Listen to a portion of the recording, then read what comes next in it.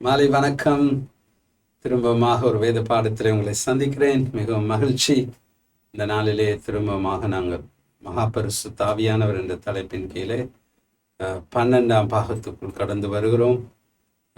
அநேக பேர் இதை நீங்கள் விடாமல் 1ஆம் பாகம் தொடக்கம் 11ஆம் பாகம் வரை பார்த்திருக்கிறீர்கள். பரிசுத்த ஆவியானவரை குறித்து உங்களுக்கு மிகவும் தெளிவான ஒரு அறிவு இருக்கும் என்று விசுவாசிக்கிறேன்.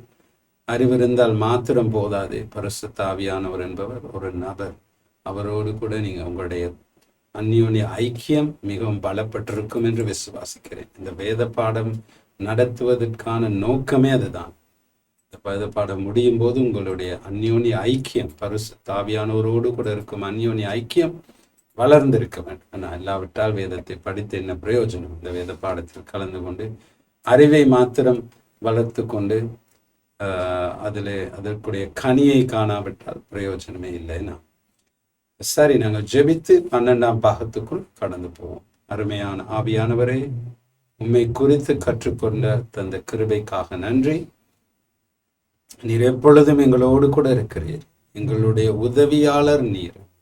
எங்களை வழி நடத்துகின்றவர் நீர். எங்களுக்கு பலனாய் இருப்பவரும் நீர். இயேசு கிறிஸ்துவை வெளிப்படுத்துகிறவர் நீர். இந்த நாளிலும் உம்முடைய பாதத்திலே அமருகிறோம்.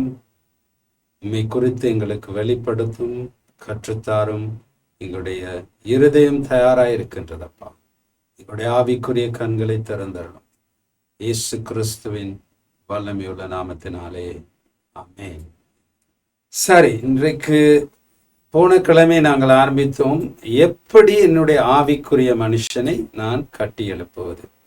இப்ப உங்களுடைய சரீரம் முழுவதுமாய், சரீரம், ஆத்மா, ஆவி, இந்த மூன்றும் சேர்ந்துதான் நீங்கள் சம்பூர்ணமாய் உருவாக்கப்பட்டிருக்கிறீர்கள். இந்த 3 காரியங்களும் பரிசுத்த ஆவியானவரோடு உங்களோடு கூட இடைப்படுவதற்கு அவசியம். சரீரம், உங்களுடைய சரீரம் தான் அவருடைய ஆலயம். அவர் பரிசுத்த ஆவியானவர் உங்களுடைய ஆவிக்குரிய மனுஷனோடு கூட தான் இடைப்படுவார். ஆவிக்குரிய மனுஷனோடு கூட தான் பேசுவார். அதை தெளிவாக கற்றுக்கொள்ளும். அந்த உங்களுடைய ஆவிக்குரிய மனுஷன் உங்களுடைய மனதிற்கூடாக தான் உங்களுக்கு காரியங்களை வெளிப்படுத்துவான். அப்பா, சரீரம், ஆவி, ஆத்மா, இந்த மூன்றும் மிகவும் மிகவும் அவசியம். அப்ப முதலாவது உங்களுடைய சரீரத்துக்குள் நீங்கள் மறுபிறப்பு அடையும் போது பரிசுத்த ஆவியானவர் உங்களுடைய சரீரத்துக்குள் வந்து விட்டார். அதன் பின்பதாக உங்களுடைய சரீரத்தில் அவர் வசிக்கின்றார்.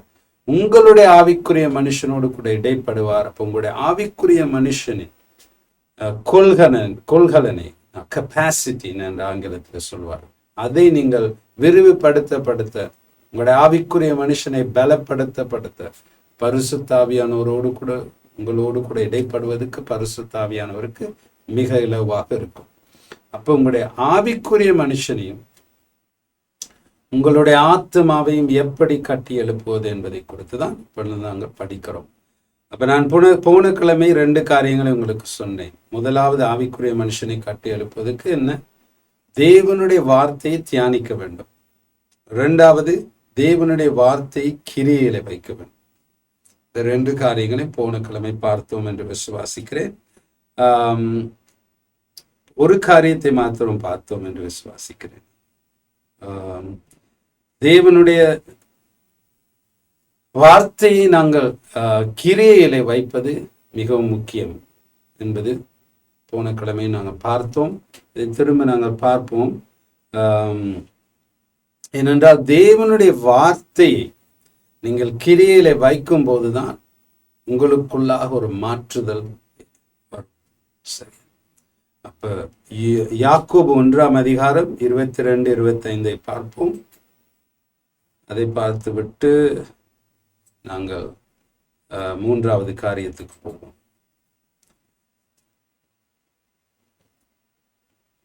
அல்லாமலும் நீங்கள் உங்களை வஞ்சியாதபடிக்கு திருவசனத்தை கேட்கிறவர்களாய் மாத்திரமல்ல, அதன்படி செய்கிறவர்களாயும் இருங்கள். என்னதெனில், ஒருவன் திருவசனத்தை கேட்டும் அதன்படி செய்யாதவனானால் கண்ணாடிகளே தன் சுவாப முகத்தை பார்க்கிற மனுஷனுக்கு ஒப்பாயிருப்பான்.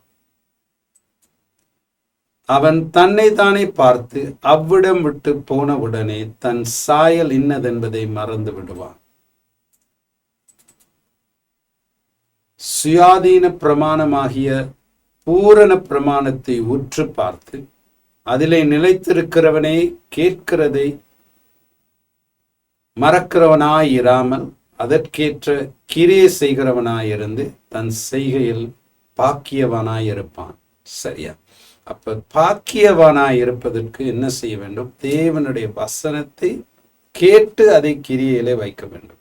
இல்லாவிட்டால் யாக்கோபு சொல்லுகிறார், கண்ணாடியில் உங்களுடைய முகத்தை பார்த்து விட்டு அந்த கண்ணாடியை விட்டு போனோன்னு உங்களுடைய சாயல் என்ன என்பதை மறந்து விடுகிறது போல நீங்கள் வசனத்தை கேட்டு அதன்படி கிரியை செய்யாவிட்டால் அப்படிதான் இருக்கிறீங்க. அப்ப வசனத்தை கேட்டு கிரியில் வைப்பதனால் உங்களுக்குள்ளாக ஒரு மாற்றுதல் வரும். ஆவிக்குரிய மனுஷனில் மாற்றுதல் வரும். உங்களுடைய ஆத்துமாவில ஒரு மாற்றுதல் வரும். வசனத்துக்கூடாக தான் இந்த மாற்றுதல் வரும். சரியா? அதனால் தான் ரோமர் 12:2 பவுல் என்ன சொல்லுகிறார்? இந்த பிரபஞ்சத்தின் வேஷம் தெரியாமல் உங்கள் மனதை புதிதாக்குறதுனாலே மறுரூபமாகுங்கள். என்னன்னா, அப்ப மனதினால் உங்களுடைய ஆத்துமா அதை புதிதாக்குறதுனால் தான் மறுரூபமாவீர்கள். எப்படி உங்களுடைய மனதை புதிதாக்க முடியும்? உலகத்தின் கற்றுக்கொண்ட காரியங்களை மறந்து ராஜ்யத்தின் காரியங்களினால் உங்களுடைய மனதை புதுப்பிக்கும் போது மறுரூபமாவீர்கள். அவர் ராஜ்யத்தின் காரியங்கள் இந்த வசனத்தில் எழுதி கொடுக்கப்பட்டிருக்கிறது. அப்படி உங்களுடைய ஆத்மாவுக்கு ஆத்மா மறுரூபம் அடைவது வசனத்துக்கூடாக, உங்களுடைய ஆவிக்குரிய மனுஷன் பலப்படுவதும் வசனத்துக்கூடாக. இந்த வசனம் இல்லாமல் ஒரு கிறிஸ்தவன் ஒன்றுமே செய்ய முடியாது. அதனால் தான் பரிசுத்த ஆவியானவர் எங்களுக்கு வசனத்தை எழுதி கொடுத்திருக்கிறார். இதை நல்லா ஒரு கவர் போட்டு வீட்டில் வைக்கிறதுக்கல்ல, இதை வாசித்து அறிந்து கிரியையில வைப்பதற்கு தான் ஆண்டவர் வேத வசனத்தை எங்களுக்கு கொடுத்திருக்கிறார். சரியா? அப்ப மூன்றாவது காரியம், உங்களுடைய ஆவிக்குரிய மனுஷனை கட்டி எழுப்புவதற்கு மூணாவது காரியம் என்னவென்றால் அந்நிய பாஷையிலே பேசுவது. சரியா? அந்நிய பாஷை ஒரு வரம், பரிசுத்த ஆவியினால் கொடுக்கப்படும் ஒரு வரம்தான் அந்நிய பாஷை. சரியா? அருமையான தேவ ஜனங்களே, முதலாவது ஆவிக்குரிய மனுஷனை கட்டி எழுப்புவது தேவனுடைய வார்த்தை. இரண்டாவது தேவனுடைய வார்த்தை கீழ்ப்படிவது, கிரியையில் வைப்பது. மூன்றாவது அந்நிய பாஷையிலே பேசுவது. அந்நிய பாஷையிலே நீங்கள் பேசும்போது உங்களுடைய ஆவிக்குரிய மனுஷன் கட்டி எழுப்பப்படுகின்றான், பலப்படுகின்றான், விஸ்தாரம் அடைகின்றான். சரியா? 1 கொரிந்தியர் 14:4 திருப்பிக் கொள்ளுங்கள். 1 கொரிந்தியர் 14:4. சரியா? வேத புத்தகத்தை கொண்டு வந்தீங்கன்னு விசுவாசிக்கிறேன். அந்நிய பாஷையில் பேசுகிறவன் தனக்கே, நல்லா கவனிங்க, யாருக்கா? தனக்கே பக்தி விருத்தி உண்டாக பேசுகிறான். தீர்க்க தரிசனம் சொல்லுகிறவனோ சபைக்கு பக்தி விருத்தி உண்டாக பேசுகிறான். அப்ப அந்நிய பாஷையில பேசும்போது என்ன நடக்குது? உங்களுடைய, அப்ப ஆங்கிலத்திலே சொல்லப்படுகின்றது he that speaketh in a tongue edifieth himself. அப்ப அந்த edifieth, இப்ப இங்க தமிழ் வேத புத்தகத்திலே சொல்லப்பட்டு இருக்கிறது தனக்கே பக்தி விருத்தி உண்டாக. சரியா? அப்ப அந்த கிரேக்க பாஷையை பார்க்கும்போது பக்தி விருத்தி உண்டாக என்பது கிரேக்க பாஷையை பார்க்கும்போது அது ஆவிக்குரிய மனுஷனை பலப்படுத்துகின்றான். அதுதான் உண்மையான அர்த்தம். சரியா? இப்போ உங்களுடைய உள்ளான மனுஷனை அந்நிய பாஷையிலே பேசும்போது உங்களுடைய உள்ளான மனுஷன் யார்? ஆவிக்குரிய மனுஷன். அவன் பலன் அடைகின்றான். சரியா? இப்ப ஆவிக்குரிய மனுஷன் பலன் அடைய அடைய பரிசுத்த ஆவியானவர் உங்களோடு கூட பேசுவதும் மிகவும் தெளிவாக இருக்கும். நான் போன கிழமை உங்களுக்கு ஒரு உதாரணம் சொன்னேன். பழைய காலத்துல இருந்த ஆண்டனாவும் இப்போ இருக்கிற டிஷ் ஆண்டனா பெருசாக சிக்னல் வர்றது கூடும், சிக்னல் தெளிவாக இருக்கும், படமும் மிகவும் தெளிவாக இருக்கும். சரியா? பழைய ஆண்டனால, பழைய காலத்து அந்த கம்பி ஆண்டனால இப்படியே புள்ளியா இருக்கும், அவ்வளவு கிளியரா இருக்காது படம் எல்லாம். சத்தமும் என்ன கொசுன்னு வரும். ஆனா இப்ப இருக்க டிஷ்ன்றனால தண்ணி மாதிரி இருக்கும் படம், இவ்வளோ கிளியரா இருக்கும், எத்தனையோ சேனல்ஸ் வரும். அது மாதிரி உங்களுடைய ஆவிக்குரிய மனுஷன் விரிவடைய அடைய பலனடைய, தமிழ்ல சொல்லப்பட்டிருக்கின்ற வார்த்தை பக்தி விருத்தி அடைய, பரிசுத்த ஆவியானவர் காண்பிப்பதும் பேசுவதும் மிகவும் தெளிவாக இருக்கும். அப்ப மூன்றாவது காரியம், எப்படி உங்களுடைய ஆவிக்குரிய மனுஷனை பலப்படுத்த முடியும் என்றால் அந்நிய பாஷையிலே பேசுவது. சரி, அது அந்த 9 வரங்கள் தான் 1 கொரிந்தியர் 12 சொல்லப்பட்டிருக்கிறது. ஆனா எல்லாம் நல்லா கவனிச்சிங்கன்னா பரிசுத்தாவியானவருடைய 21 வரங்கள் இருக்கின்றது. சரியா, நான் அதை குறித்து கற்றுக் கொடுத்த நான் தெரியல, நினைக்கிறேன் ஆங்கிலத்துல கற்றுக் கொடுத்தேன். 9 வரங்கள் அல்ல, பரிசுத்தாவியானவருடைய 21 வரங்கள் இருக்கின்றது. நான் அதை கற்றுக் கொடுக்காட்டின உங்களுக்கு கற்றுத்தாரேன். அப்ப அந்த 21 வரங்கள்ல இந்த அந்நிய பாஷையினால் பேசும் வரம் மாத்திரம்தான் உங்களுக்காக பாவிக்கப்படுகின்றது. மற்ற எல்லா வரங்களையும் நீங்கள் மற்றவர்களை ஆசீர்வதிக்கும் வண்ணமாக உபயோகிக்கிறீர்கள். உதாரணத்துக்கு தீர்க்க தரிசன வாசனம் என்பது நீங்கள் மற்றவர்களுக்கு தீர்க்க தரிசனம் உரைக்கிறீர்கள். சுகமாக்கும் வரம் என்பது மற்றவர்களை சுகமாக்குகிறீர்கள். அப்படி மற்ற வரங்கள் மற்ற ஜனங்களை ஆசீர்வதிக்க கொடுக்கப்படுகின்றது. ஆனால் அந்நிய பாஷை உங்களை பலப்படுத்துவதற்காக கொடுக்கப்படுகின்றது. நல்ல வசனத்தை கவனிங்க. 4ஆம் வசனம் 14ஆம் அதிகாரம் 1 கொரிந்தியர். அந்நிய பாஷையில் பேசுகிறவன் தனக்கே பக்தி விருத்தி உண்டாகும். தன்னை பலப்படுத்தவே, தன்னுடைய ஆவிக்குரிய மனுஷனை பலப்படுத்தவே பேசுகிறான்.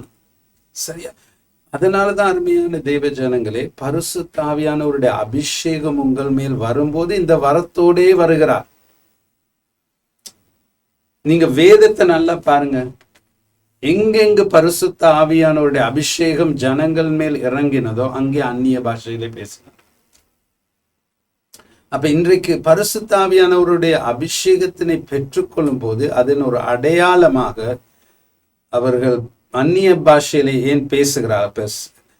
அப்போ இன்றைக்கு நாங்கள் நினைக்கிறது பரிசுத்த ஆவியானவருடைய அபிஷேகத்தின் அடையாளம் அந்நிய பாஷை என்று. சரியா, ஒரு விதத்தில் அது உண்மைதான். ஆனால் ஏன் அவர் அந்த வரத்தோடு மாத்திரம் வருகிறார்? முதலாவது என்றால் அந்த வரம் உங்களை பலப்படுத்தும். அந்நிய பாஷையில் பேசுகின்ற வரம் உங்களை பலப்படுத்தும். இப்ப எங்கெல்லாம் வேத புத்தகத்தில் நீங்கள் பார்க்கிறீர்களோ, ஜனங்கள் அந்நிய பரிசுத்த ஆவியானவர்கள அபிஷேகத்தினால் நிரப்பப்பட்ட போது அந்நிய பாஷையில பேசினார். சரியா, 1 கொரிந்தியர் 14:2 வாசிப்போம். 1 கொரிந்தியர் 14ஆம் அதிகாரம் 2ஆம் வசனம். ஏனெனில் அந்நிய பாஷையில் பேசுகிறவன் ஆவியினாலே இரகசியங்களை பேசினாலும் அவன் பேசுகிறதை ஒருவனும் அறியாதிருக்கிறபடியினாலே அவன் மனுஷரிடத்தில் பேசாமல் தேவனிடத்தில் பேசுகிறான். சரியா, இப்ப அருமையான தேவ ஜனங்களே, அந்நிய பாஷையிலே 3 விதமான அந்நிய பாஷைகள் இருக்கின்றது. அதை நம்ம இப்ப பார்க்க நேரம் இல்லை, அது வேறொரு வேறு பாடம். அந்நிய பாஷையை குறித்து நாங்கள் கற்றுக்கொள்ளும் போது அதை கற்றுக்கொள்வோம். சரியா, அப்ப அந்நிய பாஷையில பேசும்போது நீங்கள் தேவனோடு கூட பேசுகிறீர்கள், அது உங்களை பலப்படுத்துவதற்காக. சரியா, அப்ப அந்நிய பாஷையில் பேசும்போது உங்களுடைய ஆவிக்குரிய மனுஷன் தேவனோடு கூட பேசுகின்றான். நல்லா புரிஞ்சுக்கொள்ளுங்க, அது உங்களுடைய ஆவிக்குரிய மனுஷன் தான் தேவனோடு கூட பேசுகின்றான். அந்நிய பாஷையில் பேசும்போது அந்நிய பாஷை இங்கிருந்து வரல, இங்க இருந்து வருது, உங்களுடைய ஆவிக்குரிய மனுஷன். அதை நல்லா நீங்க புரிஞ்சுக்கொள்ளணும். இன்றைக்கு அநேகர் வந்து சொல்லுவாங்க, பாஸ்டர் எனக்கு அந்நிய பாஷையில பேச ஆசை, ஆனா பேச முடியலையே பாஸ்டர். ஏன் தெரியுமா? அதுக்கு ஒரு காரணம். அந்நிய பாஷையின் வரத்தை பரிசுத்த ஆவியானவர் உங்களுக்கு கொடுத்தாலும் உங்களால் அதுக்கு எது தடையாக இருக்கிறது என்றால் உங்களுடைய மனது. ஏனென்றால் அந்நிய பாஷை உங்களுடைய மனதிலிருந்து வருவதல்ல, உங்களுடைய ஆவிக்குரிய மனுஷனிலிருந்து வரும் வரம். அப்ப நீங்கள் பேசாத சில வார்த்தைகள் உங்களுடைய வாய்க்கு வரும்போது உங்களுடைய மனதை பாவித்து இது சரியா, இது பிழையா, இதுதான் பரிசுத்த ஆவியானுடைய அந்நிய பாஷையான்னு யோசித்தீங்கன்னா அப்படியே அந்த வரம் கிரியை செய்யாமல் போய்விடும். ஏனென்றால் அந்நிய பாஷைக்கும் உங்களுடைய மனதுக்கும் சம்பந்தமே இல்லை. உங்களுடைய ஆவிக்குரிய மனுஷன் தேவனோடு கூட பேசுவதுதான் அந்நிய பாஷை. சொல்றது வழங்குது. நீங்க அந்நிய பாஷைகளை பேசும்போது உங்களுடைய மனதை தாண்டி போய்விடுகிறீர்கள். உங்களுடைய மனது உபயோகப்படுவதே இல்லை. அந்நிய பாஷை பேசும்போது உங்களுடைய மனது சம்பந்தப்படுவதே இல்லை. உங்களுடைய மனது அமைதியாகிவிடும் நீங்க அந்நிய பாஷையில பேசும்போது. டாக்டர் ஆண்ட்ரூ நியூபர்க்னு ஒருத்தர் இருக்கார். அவர் நியூரோ சயின்டிஸ்ட், நரம்பு சம்பந்தமான விஞ்ஞானி. சரியா, நியூரோ சயின்டிஸ்ட். அப்ப அவர் என்ன செஞ்சாரு, சில பௌத்த மத குருமார்களை அழைத்து, சில கத்தோலிக்க தாதிமார்கள், நன்ஸ், அவர்களையும் அழைத்து, சில அந்நிய பாஷைகளை பேசும் கிறிஸ்தவர்களையும் அழைத்து ஒரு ஒரு ஒரு பரிசோதனையை செய்தார். சரியா, என்னன்னா அவங்களுக்கு அந்த மெஷின் எல்லாம் ஃபிட் பண்ணிட்டு இந்த நரம்புகளை எல்லாம் அவர் ஆராய்ந்து பார்த்தார். சரியா, அப்ப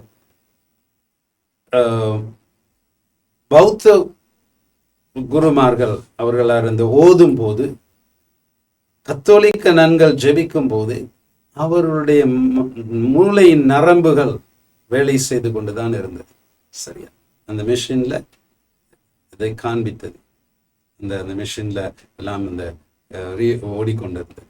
ஆனால் அந்நிய பாஷையில் பேசுகின்ற அந்த கிறிஸ்தவன் அந்நிய பாஷையில் ஜெபிக்கும் போது அவனுடைய மூளை அப்படியே ஒன்று விதமான ஒரு அறிகுறியுமே அதுல இல்லை.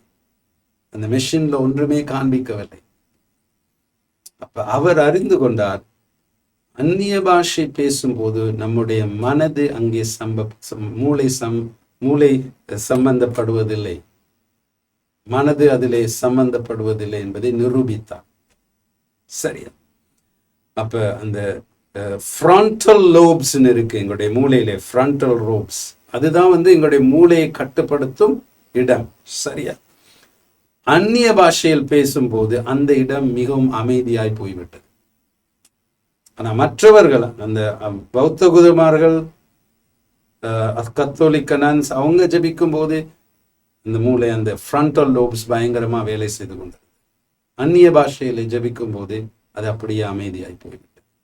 அதில் அவர் நிரூபித்தார், அந்நிய பாஷைக்கும் எங்களுடைய மூளைக்கும் மனதுக்கும் சம்பந்தமே இல்லை. ஏனென்றால் அந்நிய பாஷை உங்களுக்குள்ளாக பரிசுத்த ஆவியானவர், உங்களுடைய ஆவிக்குரிய மனுஷனுக்குள்ளாக இருக்கும் பரிசுத்த ஆவியானவர் உங்களுடைய ஆவிக்குரிய மனுஷனூடாக பேசுவதுதான் அந்நிய பாஷை. இங்கிருந்துதான் அந்நிய பாஷை வரும். அப்ப நான் இன்னைக்கு அந்நிய பாஷையின் வரத்தை பெற்றுக்கொள்ள வேண்டும் என்றால் நான் கிறிஸ்தவர்களுக்கு சொல்வது, உங்களுடைய மூளையை பாவிக்காதீங்க. மூளை அப்படியே, மனதை அப்படியே மறந்துருங்க. இங்கிருந்து உங்களுக்கு வார்த்தைகள் வரும். அதை அப்படியே சரியா பிழையா, எங்க இருந்து வருது, என்ன இது, இன்னும் அப்படி ஒரு கேட்காத வார்த்தையெல்லாம் வருதுன்னு ஒண்ணுமே யோசிக்காங்க, அப்படியே பேசுங்க. ஆனா இன்னைக்கு சில பிழையான போதகர்கள், கள்ள போதகர்கள் அந்நிய பாஷை பேசுவதற்கு அவங்களே கற்றுக் கொடுக்கிறாங்க. அது பிழை. அப்படின்னு நான் சொல்ற வார்த்தையை பேசுங்க, நான் சொல்ற வார்த்தையை பேசு, அது பிழை. அது மனுஷன் கற்றுக் கொடுக்கிறான், அது பிழை. அப்படி செய்யாதீர்கள். அந்நிய பாஷை என்பது உங்களுக்குள்ளா இருக்கும் ஆவிக்குரிய மனுஷனிலிருந்து தானாகவே வார்த்தைகள் வர வேண்டும். அதை பரிசுத்த ஆவியானவர் கொடுப்பார்.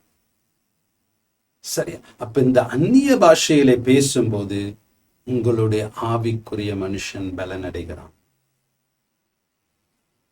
நான் சொல்றது விளங்குது என்று விசுவாசிக்கிறேன். 1 கொரிந்தியர் 14:14 திருப்பி. 1 கொரிந்தியர் 14 அதிகாரம் 14 வசனம். எண்ணத்தினால் எனில் நான் அந்நிய பாஷைகளே விண்ணப்பம் பண்ணினால் என் ஆவி விண்ணப்பம் பண்ணுமே அன்றி என் கருத்து பயனற்றதாயிருக்கும். எவ்வளவு தெளிவா பவுல் எழுதுறார். அந்நிய பாஷையில பேசும்போது என்ன சொல்றாரு? அந்நிய பாஷையில விண்ணப்பம் பண்ணினால் என் ஆவி விண்ணப்பம் பண்ணுமே அன்றி என் கருத்து பயனற்றதா இருக்கும். இன்னொரு விதத்தில் சொல்லப்போனா என் மனது பயனற்றதா இருக்கும். அப்ப இதை நல்லா நாங்க புரிஞ்சுக்கொள்ளணும். பரிசுத்த ஆவியும் அந்நிய பாஷை என்கிற வரமும் உங்களுடைய ஆவிக்குரிய மனுஷனும் மிகவும் நெருக்கமாய் தொடர்பு பட்டிருக்கிறார். அப்ப அந்நிய பாஷையில ஜெபிக்க ஜெபிக்க ஜெபிக்க ஜெபிக்க உங்களுடைய ஆவிக்குரிய மனுஷன் பலப்படுவான். இப்ப இன்னைக்கு நீங்க போய் ஜிம்ல வேலை செய்ய செய்ய செய்ய உங்களுடைய சரீரத்துல இருக்கிற அந்த செல்ஸ் பலப்பட்டு அப்புறம் அதுக்கு பிறகுதான் அப்படி மசில்ஸ் வரும். என்ன, ஒரு வருஷம் ஒருத்தர் ஜிம்ல வேலை செஞ்சவரோட பாடியை பார்த்தீங்கன்னா இப்படி இப்படி மசில்ஸா இருக்கும். அவர் வேலை செய்ய செய்ய அப்ப ஜிம்ல வேலை செய்யும் போது உங்களுடைய உடல் பலப்படுகின்றது. உங்களுடைய ஜெப அறையிலே அந்நிய பாஷையிலே ஜெபிக்க ஜெபிக்க ஜெபிக்க உங்களுடைய ஆவிக்குரிய மனுஷன் பலப்படும், வல்லமை உள்ளவனாய் மாறுவான். பொழுது அறியாத ரகசியங்களை அறிந்து கொள்வீர்கள். ஆவியானவர் உங்களுக்கு அநேக காரியங்களை வெளிப்படுத்துவார். படமாய் தெரியும் அநேக காரியங்கள். மிகவும் பரிசுத்த ஆவியானவருடைய சத்தம் தெளிவாய் உங்களுக்கு கேட்கும். அதனால்தான் அந்நிய பாஷையில ஜெபிக்கிற வரம் மிகவும் முக்கியமான வரம். இன்னைக்கு அநேக கிறிஸ்தவர்கள் அதை உதாசீனம் செய்கிறார். அன்னைக்கு அநேக கிறிஸ்தவர்கள் இந்த வரம் கிடைத்தும் அதை பாவிப்பதும் இல்லை. அன்னைக்கு அநேக ஜெபம், உங்களுடைய மனதை பாவித்து ஜெபிக்கும் ஜெபம் அநேகமாக உங்களுடைய தேவைகளை சந்திக்க வேண்டியதுகளாய்த்தான் இருக்கும். சரியா? நீங்க பாருங்க, உங்களுடைய மனதை பாவித்து நீங்கள் ஜெபிக்கின்ற ஜெபம் உங்களுடைய தேவை, உங்களுடைய பிள்ளைகளுடைய தேவைகள், மற்றவர்களுடைய தேவைகள், சபையின் தேவை, இவைகளை குறித்ததானவைகளாய்த்தான் இருக்கும். ஆனால் நீங்க அந்நிய பாஷையில ஜெபிக்கும் போது சில நேரம் உங்களை அறியாமலே உங்களுடைய எதிரிக்காவும் ஜெபிப்பீங்க. சொல்றது விளங்குது. 1 கொரிந்தியர் 14:18 வாசிப்போம்.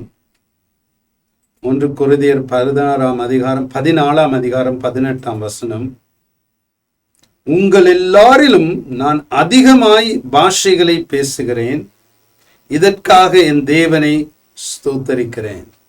இப்ப பவுல் சொல்றாரு, உங்களை எல்லாத்தையும் விட நான் அதிகமாய் பாஷைகளிலே பேசுகிறேன், அதற்காக தேவனை ஸ்தோத்தரிக்கிறேங்கிறார். இன்னைக்கு சில நேரம் சபையில அந்நிய பாஷையில கதைக்கவும் விட மாட்டான். இன்னைக்கு அந்நிய பாஷையில பேசுறதே பிழைங்கிறாங்க சில பேர். அந்நிய பாஷை என்பது இல்லைங்கிறாங்க சில பேர். எப்படி இந்த வசனங்களை வாசித்து விட்டும் எப்படி நீங்கள் எப்படி சொல்ல முடியும்? பவுல் மிகவும் பெரிதான ஒரு அப்போஸ்தலன் சொல்றாரு, நான் அநேகமான அந்நிய பாஷைகளிலே பேசுகிறேன், அதற்காக தேவனை ஸ்தோத்தரிக்கிறேன் என்று. சரி, அப்ப 3வது காரியம், உங்களுடைய ஆவிக்குரிய மனுஷனை பலப்படுத்தும் காரியம் என்னவென்றால் அந்நிய பாஷையில பேசுவது. முதலாவது உங்களுடைய ஆவிக்குரிய மனுஷனை கட்டி எழுப்புவது கர்த்தருடைய வசனம், வசனத்தை தியானித்தல், அதை நாங்கள் தெளிவாக பார்த்தோம். 2வது தேவனுடைய வசனத்துக்கு கீழ்ப்படிதல். 3வது அந்நிய பாஷையிலே பேசுதல், அது உங்களை பலப்படுத்தும். 4வது காரியம் உபவாசம் இருத்தல். உபவாசம் இருக்க உங்களுடைய ஆவிக்குரிய மனுஷன் பலப்படுவான். சாப்பிட சாப்பிட சாப்பிட உங்களுடைய சரீர ரீதியான மனுஷன் பலப்படுவான். உபவாசம் ஜெபிப்பு. இன்னைக்கு உபவாசத்தை குறித்து சில பேர் பிழையான அபிப்பிராயத்தை வைத்துக் கொண்டு இருக்கிறாங்க. எப்ப தெரியுமா அநேக கிறிஸ்தவர்கள் உபவாசிப்பாங்க?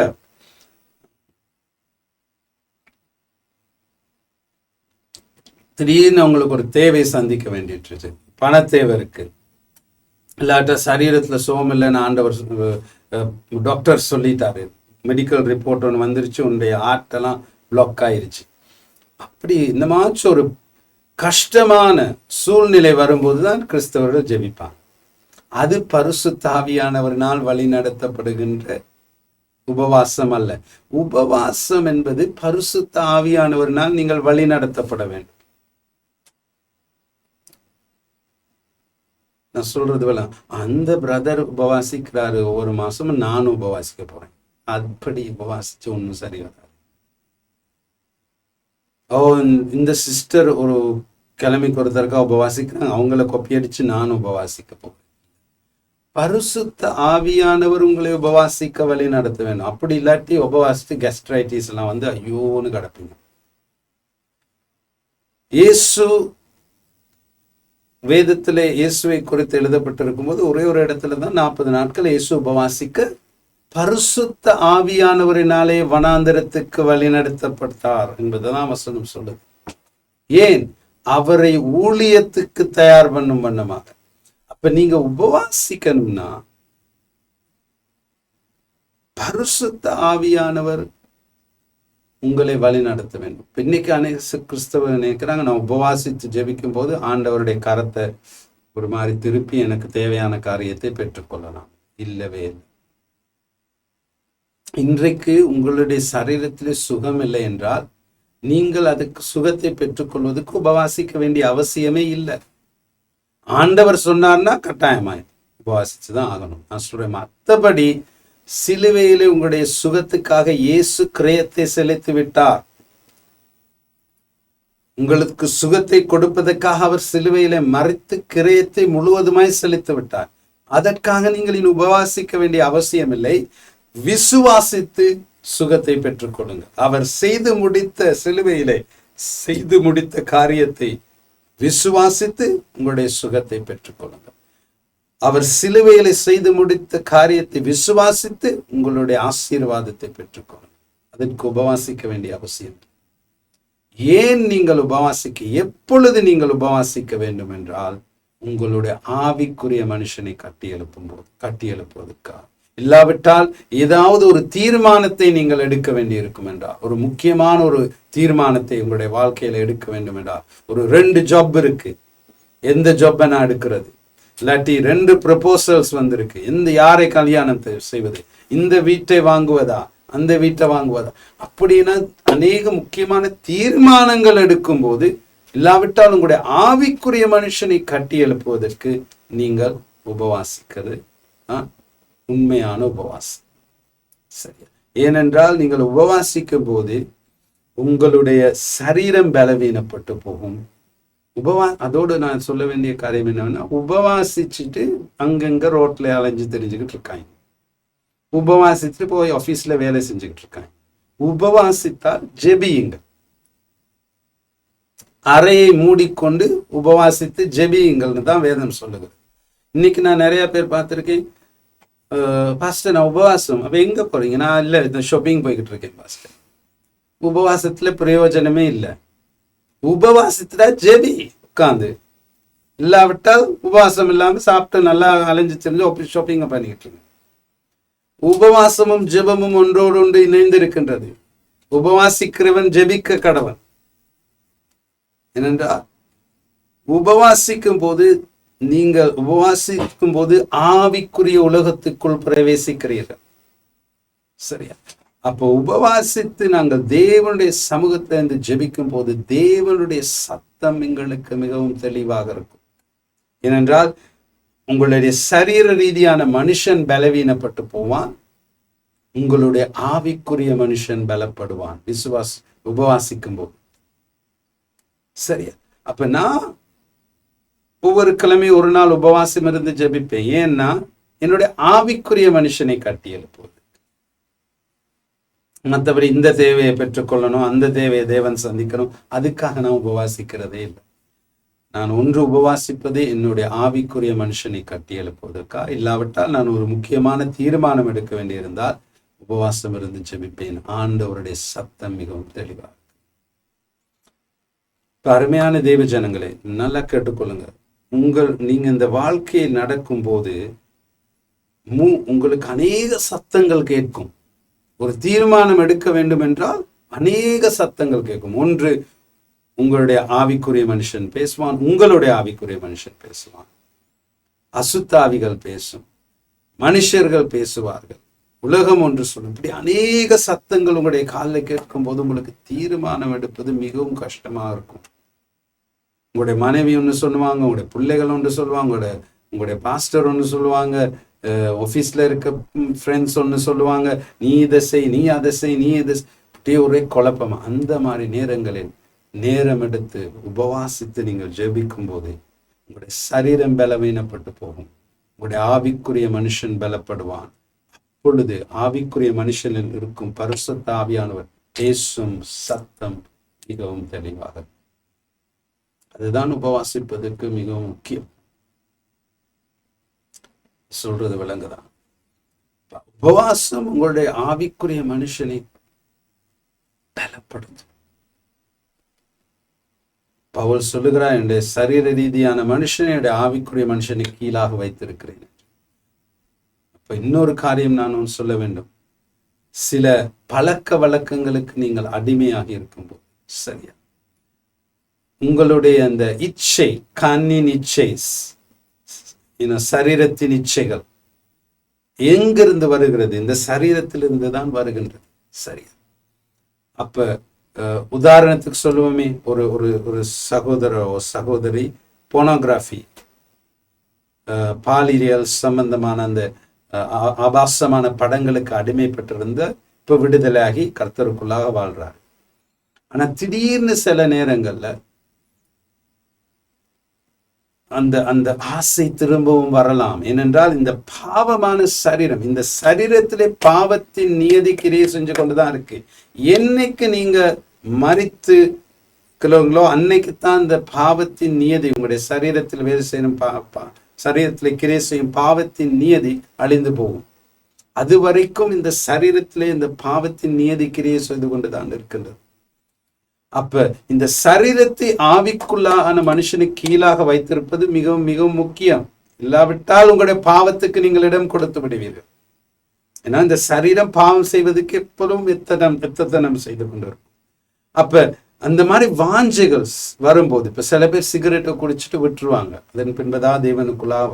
ஆனா சில நேரங்களில் திரும்ப அந்த வாஞ்சையை பிசாசானவன் கொண்டு வருவான். அப்படி அந்த வாஞ்சைகள் வரும்போது நீங்க நல்லா புரிஞ்சு கொள்ளணும், உபவாசம் இருந்து ஜெபிப்பதற்கு நேரம் வந்து விட்டது என்று. ஏனென்றால் உங்களுடைய சரீரத்தின் சத்தம் ஆவிக்குரிய மனிதனுடைய சத்தத்தை விட அதிகமாக இருக்கும் போது நீங்கள் புரிஞ்சு கொள்ளணும், என்னுடைய சரீர ரீதியான மனுஷனை ஆவிக்குரிய மனுஷனுக்கு கீழாக கொண்டு வர வேண்டும். அதற்கு உபவாசம் தான் வழி, வேற வழி. உபவாசித்து நீங்கள் ஜெபிக்கும் போது சரீர ரீதியான மனுஷன் பலவீனப்பட்டு ஆவிக்குரிய மனுஷன் பலப்படுவான்.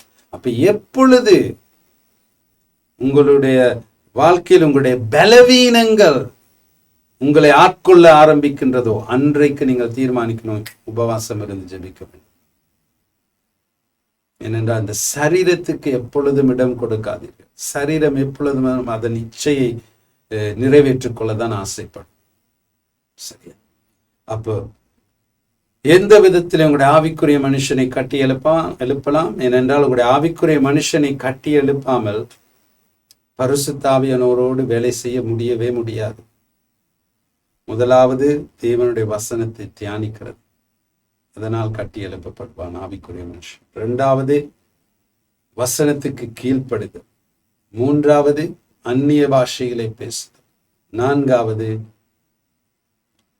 உபவாசம் இருந்து ஜெபித்து. இந்த 4 காரியங்கள் உங்களுடைய ஆவிக்குரிய மனுஷனை கட்டி எழுப்பும். இன்றைக்கு அநேக கிறிஸ்தவர்கள் இதனை செய்வதில்லை. சில பேருக்கு இது செய்யணும்னு தெரிஞ்சும் உதாசீனமாய் வாழ்கிறார். அப்ப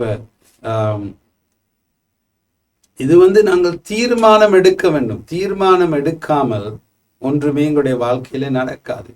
அந்த தீர்மானம் எடுக்கும் சுதந்திரத்தை ஆண்டவர் உங்களுக்கு கொடுத்திருக்கிறார். அப்ப இந்த நாளிலே தீர்மானம் எடுங்க, நான் இதை செய்ய போகிறேன். கிழமையில் ஒரு நாள் என்னுடைய ஆவிக்குரிய மனுஷனை பலப்படுத்துவதற்காக நான் உபவாசம் இருந்து ஜெபிப்பேன். நீங்க வேலைக்கு போறீங்கன்னா இது கஷ்டம்தான். ஆனா அப்படின்னா இப்படி மாசத்துல ஒரு தடவையாவது போய நாளாவது உபவாசம் இருந்து ஜெபிங்க. ஏன்னா அது உங்களுடைய ஆவிக்குரிய வளர்ச்சிக்காக நீங்கள் செய்யும் முதலீடு. சரி, ஆவிக்குரிய வாழ்க்கையில வளரணும்னா நீங்க ஒரு கிரயத்தை செலுத்தி தான் ஆகணும். எல்லாம் சும்மாவே வராது. ஒன்று இந்த பூமியில ஏதாச்சும் நீங்க பெற்றுக்கொள்ளணும், ஒரு கிரயத்தை செலுத்த வேண்டியதா இருக்கு. அதே முறை ஆவிக்குரிய காரியங்களுக்கும் நீங்கள் ஒரு கிரயத்தை செலுத்த வேண்டும், வளர வேண்டும் என்றால் ஆவிக்குரிய ரீதியா. சரி, கடைசியாக நான் சொன்னேன், இன்றைக்கு இந்த வேத பாடத்தை முடிக்கலாம் என்று விசுவாசிக்கிறேன். இவ்வளவு நேரம் போயிருக்கு ஜக்கி? 35. சரி, கடைசியாக எப்படி என்னுடைய வாழ்க்கையிலே நான் பரிசுத்த ஆவியானவரோடு கூட இடைப்பட்டு தீர்மானங்களை எடுப்பேன் என்பதை நான் உங்களுக்கு சொல்லுகிறேன் என்று சொன்னேன். சரியா? அப்ப இன்றைக்கு ஒவ்வொரு நாளும் தேவனுடைய பிள்ளைகளாகிய நாங்கள் தீர்மானங்களை எடுக்க வேண்டி இருக்கின்றது. இன்னைக்கு காலையில எழும்புனா அநேக தீர்மானங்களை எடுக்க வேண்டியிருக்கும். இதை செய்யறதா, அதை செய்யக்கூடாது, இங்கே போறதா, போகக்கூடாது, இவரோடு இடைப்பட்டு இந்த ஒரு பிசினஸை தொடங்குறதா இல்லையா, இவரோட சம்பந்தம் வைத்துக் கொள்ளலாமா, வைத்துக்கொள்ள, ஊழியத்துக்குள்ள வாரதா இல்லையா, இந்த ஊழியத்தை ஆரம்பிப்பதா இல்லையா, இப்படி அநேக தீர்மானங்களை நாங்கள் எடுக்க வேண்டியிருக்கிறது. தீர்மானத்தை விட்டு ஓடி ஒழிய முடியாது.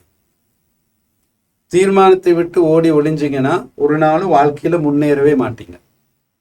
அப்ப இன்றைக்கு அநேக பேர் பயத்தினால் தீர்மானம் எடுப்பதும் இல்லை.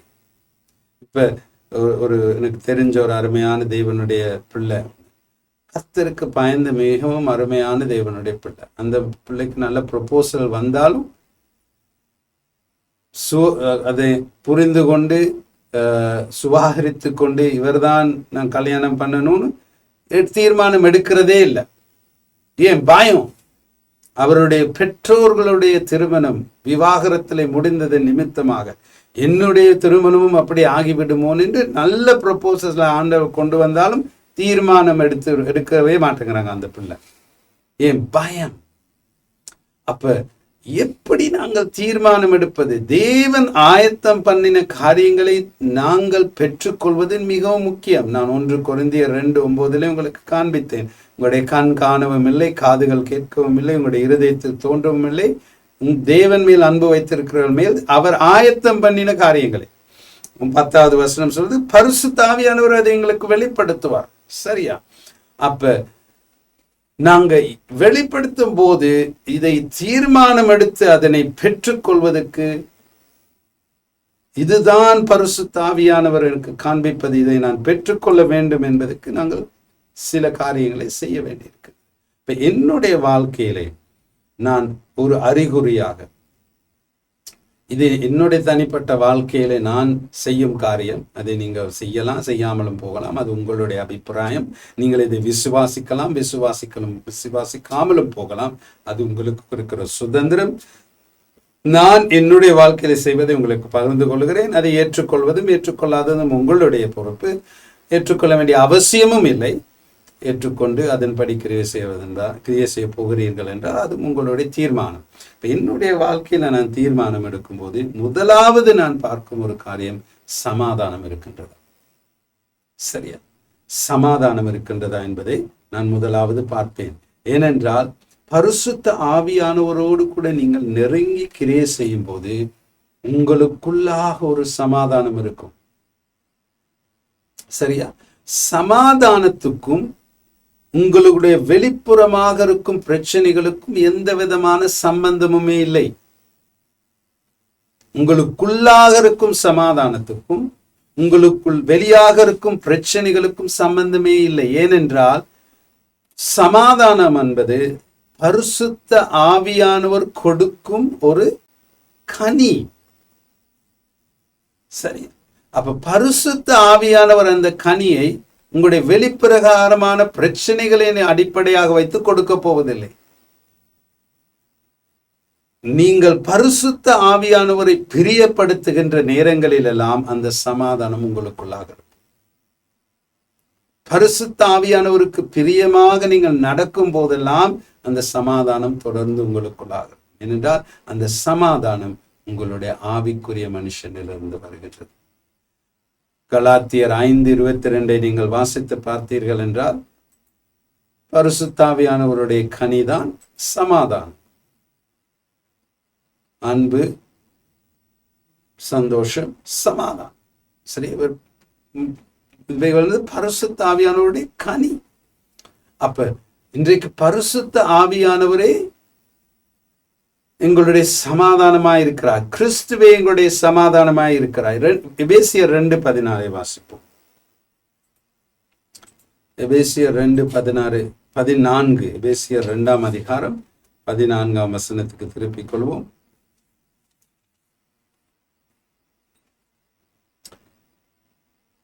எப்படி எனில் அவரே நம்முடைய சமாதான காரணராகி, அவரே நம்முடைய சமாதான காரணர். யாரு? இயேசு கிறிஸ்து. அப்ப இயேசு கிறிஸ்துவும் பரிசுத்த ஆவியானவரும் ஒன்றே. சரியா? அவர்கள் வேறு வேறு ஆட்கள் அல்ல. அவர்கள் வெளிப்படுகிற விதம் வேறு, ஆனால் 2 ஒருவரே. பிதா, குமாரன், பரிசுத்த ஆவியானவர் மூவர். அப்ப பரிசுத்த ஆவியானவரே எங்களுடைய சமாதான காரணர். அப்ப பரிசுத்த ஆவியானவர் எங்களுக்குள்ளாக கிரியை செய்யும் போது வெளிப்படுகின்ற கனிதான் சமாதானம். கலாத்தியர் 5:22 போவோம்.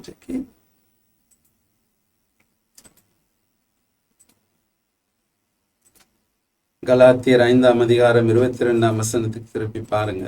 அங்கு பரிசுத்த ஆவியானவருடைய கனி சொல்லப்பட்டிருக்கு.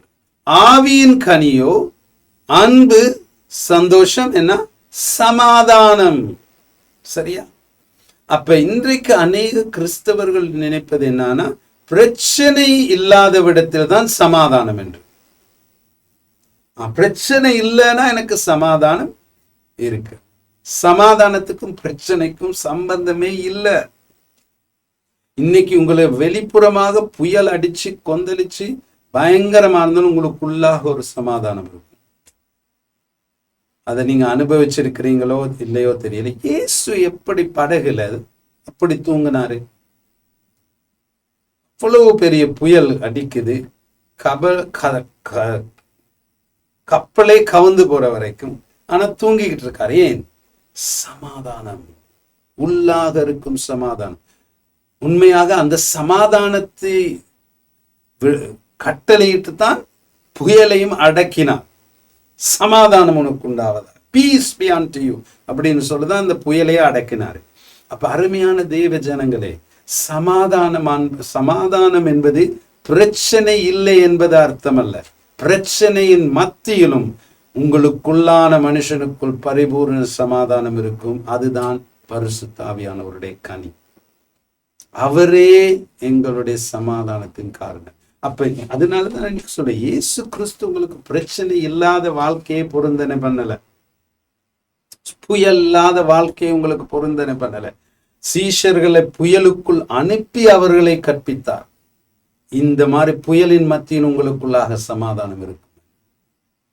அப்ப இன்றைக்கு கிறிஸ்தவன் புரிந்து கொள்ள வேண்டும், பிரச்சனைகள் வரும், புயல்கள் வரும்.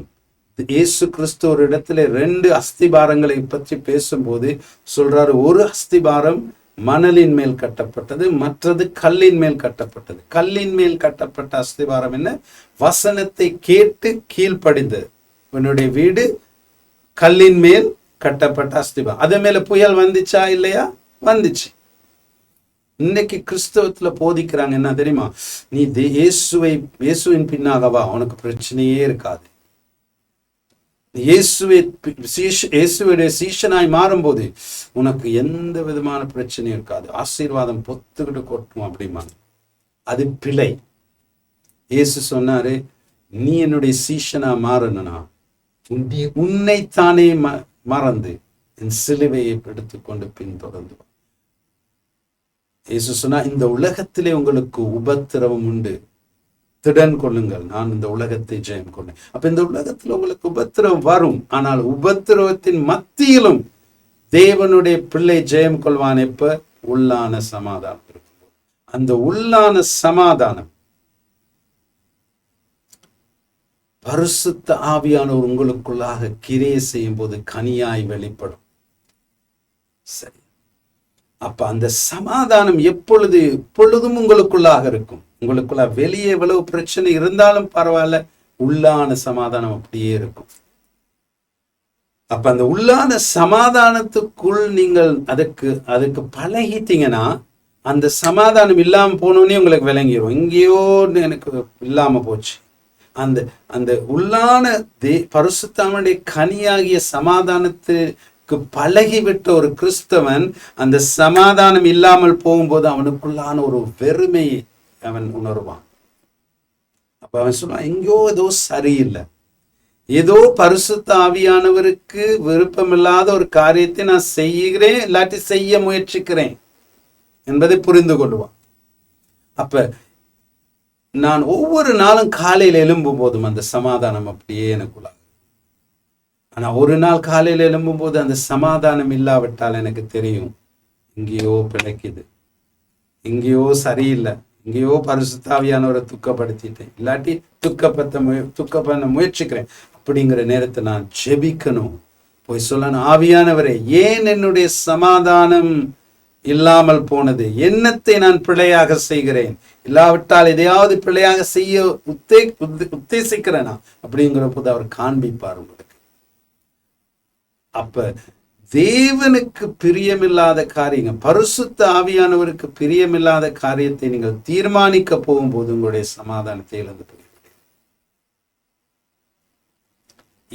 இந்த காரியம் நான் பேசும் இந்த சொல்லும் காரியம் பரிசுத்த ஆவியானவரோடு கூட ஒவ்வொரு நாளும் நடக்கும் கிறிஸ்தவனுக்கு தான் பொருந்தும், மற்றவனுக்கு பொருந்தாது. நீங்க பரிசுத்த ஆவியானவரோடு உங்களுக்கு ஒரு அனுபவம் இல்லை, அறிமுகமும் இல்லை, அவரோடு கூட நடக்கலைன்னா இது உங்கள்கிட்ட பேசி வேலை இல்லை. ஒவ்வொரு நாளும் பரிசுத்த ஆவியானவரோடு கூட இடைப்பட்டு மறுபிறப்பின் அனுபவத்தை பெற்றுக்கொண்டு ஒவ்வொரு நாளும் அவரோடு கூட இடைப்பட்டு நடக்கிற கிறிஸ்தவனுக்கு தான் இது ஒத்து போகும், கற்றுக் கொடுக்குது உள்ளான சமாதானம். சரியா? அப்ப பரிசுத்த ஆவியானவரை துக்கப்படுத்தும் போது, பரிசுத்த ஆவியானவருக்கு துக்கத்தை ஏற்படுத்தும் காரியங்களை செய்யும் போது உங்களுடைய சமாதானத்தை இழந்து போகிறது. பிலிப்பியர் 4:7-9 வரைக்கும் வாசிப்போம். பிலிப்பியர் 4:4 பிலிப்பியர் 4:7-9. அப்பொழுது எல்லா புத்திக்கும் மேலான தேவ சமாதானம், எல்லா புத்திக்கும் மேலான தேவ சமாதானம், உங்களுடைய புத்தியையும் தாண்டி ஒரு சமாதானம் இருக்கின்றது. அதுதான் உங்களுடைய ஆவிக்குரிய மனுஷனில் பரிசுத்த ஆவியானவர் கொடுக்கும் கனியாகிய சமாதானம். அப்ப நீங்க சில நேரம் பார்ப்பீங்க, இவ்வளோ பிரச்சனை என்ன சுத்தி இருக்கு, ஆனா எப்படி எனக்குள்ளாக இப்படி ஒரு சமாதானம், நான் தடுமாறுறேன் இல்லை, பயந்து அங்கிட்டு இங்கிட்டு ஓடுறேன் இல்லை, மிகவும் அமைதியாக இருக்கிறேன், எப்படி இது? அதுதான் பரிசுத்த ஆவியானவர் கொடுக்கும் சமாதானம். அப்ப வெளியில இருக்கிறவங்க பரிசுத்த ஆவியானவரோடு கூட நடக்காத உங்களோட குடும்ப அங்கத்தரவர் உங்களை பார்த்து சொல்லுவாங்க, இவ்வளவு உலகமே திரண்டு போற மாதிரி இருக்கு, நீங்க எப்படி சமாதானமா உட்கார்ந்துருக்கீங்க, எப்படி அதுன்னு அவங்க கோயிச்சுக்கொள்வாங்க உங்களோட சில. ஆனா உங்களுக்கு தான் தெரியும், நான் பரிசுத்த ஆவியானவரோடு கூட நடக்கிறதுனால் எனக்குள்ளாக இப்படி ஒரு சமாதானம் இருக்குது. நீங்க உங்களுக்கு குறிச்சு உங்களுக்கு பிரச்சனையே இல்லையா, இப்படி உட்கார்ந்து இருக்கீங்களே, என்ன இது நடக்க போகுதுன்னு கொஞ்சம் சரி யோசிக்கலையா அப்படின்னு வீட்டுக்காரங்க சொன்னாங்க, கத்துவாங்க. உங்களுக்கு தெரியும், உங்களுக்குள்ளாக இருக்கும் சமாதானத்தினால் ஆண்டவர் இதை பார்த்துக்கொள்ளும், ஆண்டவர் ஏதாவது ஒரு காரியத்தை செய்ய போகிறாங்க. அதுதான் எல்லா புத்திக்கும் மேலான தேவ சமாதானம் உங்கள் இருதயங்களையும் உங்கள்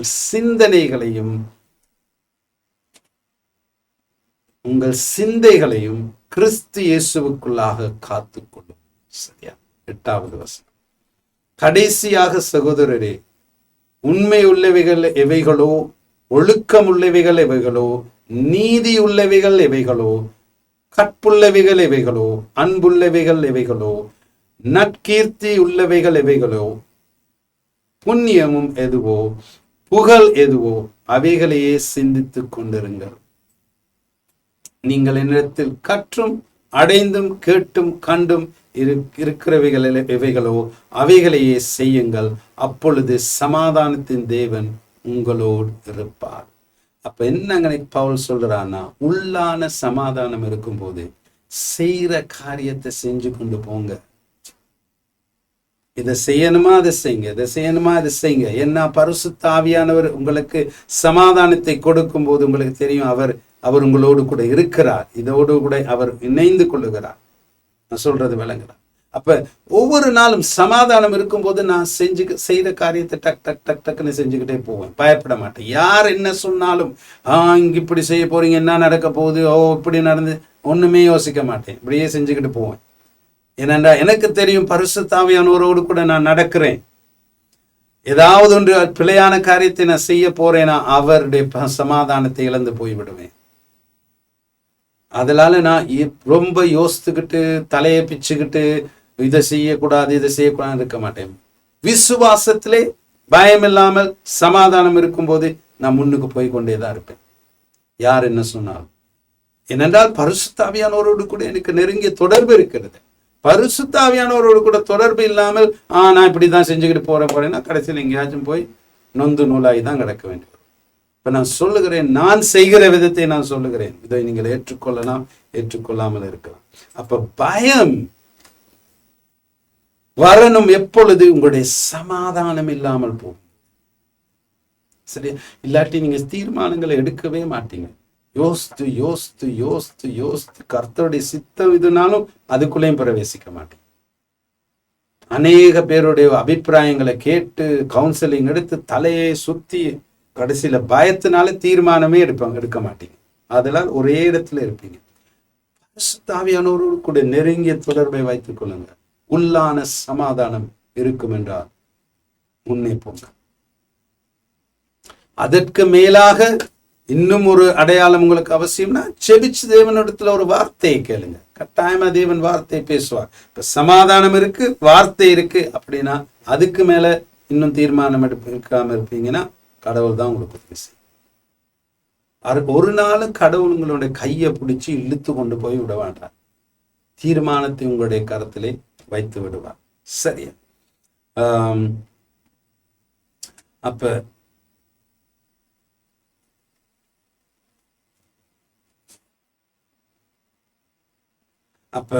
நான் சொல்லல, சில கர்த்தருடைய சித்தத்தை செய்யும் போது உங்களுக்கு பயம் வராது என்று நான் சொல்லவே இல்லை. கர்த்தர் அவருடைய சித்தத்தை உங்களுக்கு வெளிப்படுத்தி சொல்லுவாரு, நீ இதை செய். இப்ப உண்மையுமே என்னுடைய ஃபாதர்ஸ் ஹவுஸ் மினிஸ்ட்ரி ஊழியத்தை ஆரம்பிச்சோன்னு ஆண்டவர் சொன்னாரு, நீ காணிக்கை எடுக்கக்கூடாது, பேக் அனுப்பி காணிக்கைன்னு எடுக்கக்கூடாது, பெட்டியவை விருப்பமானவங்க போடுவாங்க, விருப்பம் இல்லாம போடாம. இதை கேட்டோன்னே எனக்கு பயம் வந்துருச்சு. ஆண்டவர், அப்ப எப்படி ஊழியத்தின் காரியங்களை நான் சந்திப்பது? கர்த்தருடைய சித்தத்தை அவர் வெளிப்படுத்தும் போது பயம் வரும். அந்த பயம் எங்கிருந்து வருகிறது? உங்களுடைய மனதில் இருந்து வருகிறது. ஆனா அந்த பயத்தின் மத்தியிலும் உள்ளான மனுஷனுக்குள்ள ஒரு சமாதானம் இருக்கும். ஆவிக்குரிய மனுஷனுக்குள்ள ஒரு சமாதானம் இருக்கும். அந்த சமாதானத்தின் அடிப்படையிலே நீங்கள் தீர்மானம் எடுக்கும் போது ஆண்டவர் பேசியதை, அற்புதத்தை காண்பீர்கள், அதிசயத்தின் பாதையிலே நடப்பீர்கள். சரியா? அப்ப உண்மைக்குமே தேவனுடைய சித்தத்தை நிறைவேற்றுவதென்றால் பயம் வரும், வரவே வராதுன்னு நான் சொல்ல. ஆனா அதன் மத்தியிலும் சமாதானம் இருக்கும். சொல்றது அதான் இயேசு கிறிஸ்து, எனக்குள்ளாக நீ சமாதானத்தை காண்பாய். In me you will find peace அப்படின்னு தான் ஆண்டவர் இயேசு கிறிஸ்து சொன்னார். எனக்குள்ளாக நீ சமாதானத்தை காண்பாய். சமாதானம் இங்கிருந்து வரும். உங்களுடைய மனது பயத்தை காண்பிக்கும். இந்த சமாதானத்தின் அடிப்படையில் நீங்கள் போகும்போது தேவனுடைய கரத்தை காண்பிக்கும். சரியா? அப்ப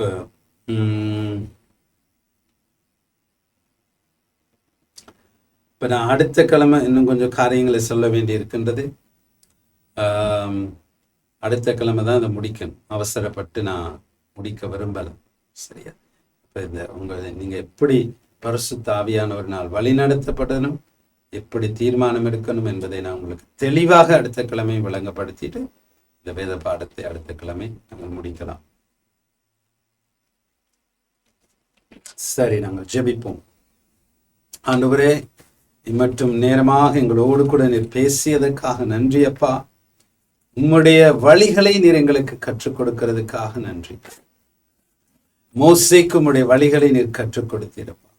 அதே போல உம்முடைய வழிகளை ஆவியானவரே கற்றுக்கொள்ள ஆவலாயிருக்கிறோம், வாஞ்சையாயிருக்கிறோம். என்னுடைய நினைவுகள் உன்னுடைய நினைவுகள் அல்ல என்று நீ சொன்னீரே. உன்னுடைய நினைவுகளை விட என்னுடைய நினைவுகள் பெரியதா இருக்கின்றது என்று சொன்னீரே. உம்முடைய நினைவுகளின் அடிப்படையிலே நீர் எங்களை வழி நடத்துவீரப்பா. பொழுது அதனை விசுவாசித்து, உம்முடைய நினைவுகளின் விசுவாசித்து அதன் அடிப்படையிலே நான் தீர்மானம் எடுப்பதற்கு என் உள்ளான மனுஷனுக்குள் இருக்கும் சமாதானம் எனக்கு அடையாளமாக இருக்கட்டும் அப்பா. உடைய வழிகளை அறிந்து அதன்படி கீழ்ப்படிய எனக்கு கற்றுத்தாரும் ஆண்டவரே. நான் கீழ்ப்படிய உம்முடைய வழிகளை நீர் எனக்கு கற்றுத்தருவீரப்பா. அருமையான தேவ ஜனங்களை ஒன்றை புரிந்து கொள்ளுங்க. தேவன் தன்னுடைய வழிகளை உங்களுக்கு காண்பிக்கும் போது அதனை விசுவாசித்து நீங்கள் கற்றுக்கொண்டு கீழ்ப்படியும் போது அவருடைய மேலான வழிகளை உங்களுக்கு கற்றுக் கொடுப்பார். ஆனால் அதனை கீழ்ப்படியாமல் அதனை கிரியில் வைக்காமல் போகும்போது தேவன் தன்னுடைய வழிகளில் அதிகமான வழிகளை உங்களுக்கு கற்றுக் கொடுக்க. அதனால் தேவனோடு நடக்க கற்றுக்கொள்ளுங்கள். பரிசுத்த ஆவியானவர் தான் உங்களுக்கு உதவி செய்ய முடியும். ஆவியானவரே, உம்முடைய உதவி எங்களுக்கு அவசியம். தேவனோடு கூட நடப்பதற்கு, அவருடைய வழிகளை புரிந்து கொள்வதற்கு, அந்த வழிகளுக்கு கீழ்ப்படிந்து நடப்பதற்கு உம்முடைய உதவி எங்களுக்கு அவசியம். உங்களோடு கூட இடைப்படுவதற்கு நாங்கள் தீர்மானத்தை எடுக்கிறோம் ஆவியா. உம்மோடு கூட ஒவ்வொரு நாளும் நடப்பதற்கு தீர்மானம் எடுக்கிறோம்ப்பா. உதவி செய்யுங்க ஆவியா. இந்த ஆவிக்குரிய ஜீவியத்திலே ஒரு புதியதான ஒரு முதிர்ச்சியையும் வளர்ச்சியையும் காண உதவி செய்யுங்க. உடைய உதவி அவசியம். உம்மை குறித்து கற்றுக்கொண்டு விட்டோம், இனி மோடு கூட நடக்க எங்களுக்கு உதவி செய்யப்பா. நீங்க இல்லாம இந்த கிறிஸ்தவ ஜீவியத்தை வாழ முடியாத ஆவியா. உடைய பிரசன்னம், வெளிப்படுகின்ற பிரசன்னம் எங்களுக்கு அவசியம். உதவி செய்க இயேசு கிறிஸ்துவின் வல்லமையுள்ள நாமத்தினாலே, ஆமென். கர்த்தர் தாமே ஆசீர்வதிப்பாராக. உங்களை இவ்வளவு நேரம் இந்த வேத பாடத்தில் நீங்கள் கலந்து கொண்டதற்காக நன்றி. அடுத்த கிழமை மகா பரிசுத்த ஆவியானவர் என்ற தலைப்பின் கீழான இந்த நீண்ட வேத பாடத்தை முடித்து விடலாம்.